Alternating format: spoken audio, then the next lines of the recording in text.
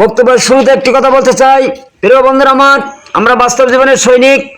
আজকে আমরা অতীতে দেখেছি যে তারা যে ইতিহাস আমাদের কাছে রেখেছেন, যে রেকর্ড, এই রেকর্ডটি আমরা বলতে চাই না, বলে যাওয়া কথা না।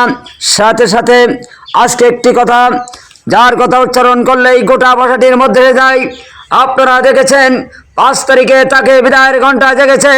আজকে তরুণ বিপ্লবের মধ্য দিয়ে যারা শাহাদাত বরণ করেন, যারা সুন্দর একটি মডার্ন দেশকে স্বাধীন করেছেন, তাদের প্রতি আমি কৃতজ্ঞতা জানাই।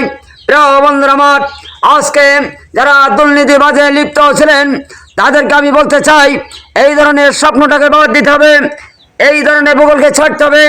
আজকে আমরা দেখেছি তারা বিগত দিনে আমাদের কাছে কি রেখেছেন ইতিহাস, এই ইতিহাসটা আজকে কিন্তু আমাদের বেশি এসেছে আমাদের সম্মুখে। আর যে ভাষা দিয়ে আমি কথা বলবো, সেই ভাষাটি আজকে আমি খুঁজে পাচ্ছি না।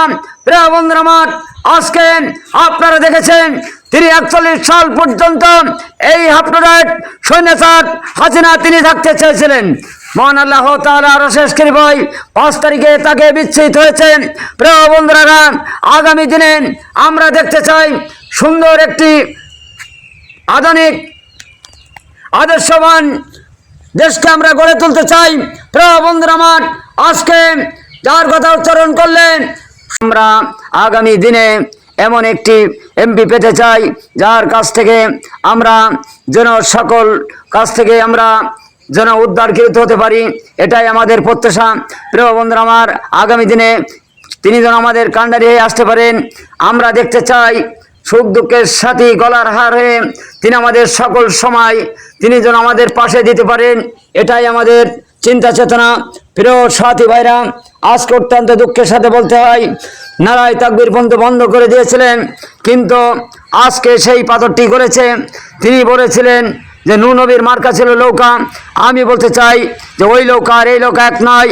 আজকে দেখেছেন আমাদের সেই শ্রদ্ধেয় বড় ভাই ভাষা বলতে বলতে ভাষাটি এসে গেল।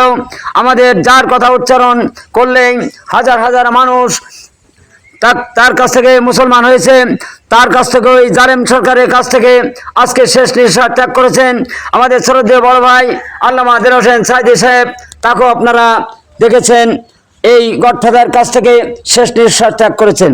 সাথে সাথে আমরা এইবার দেখতে চাই এই ধরনের কৃতকর্ম আকাম থেকে বিরত থাকতে হবে।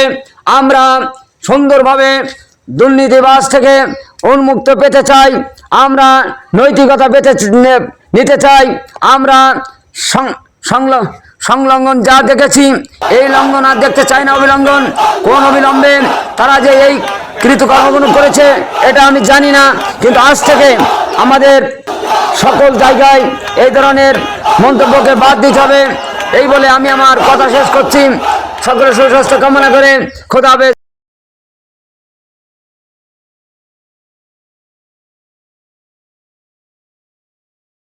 বাংলাদেশ জিন্দাবাদ।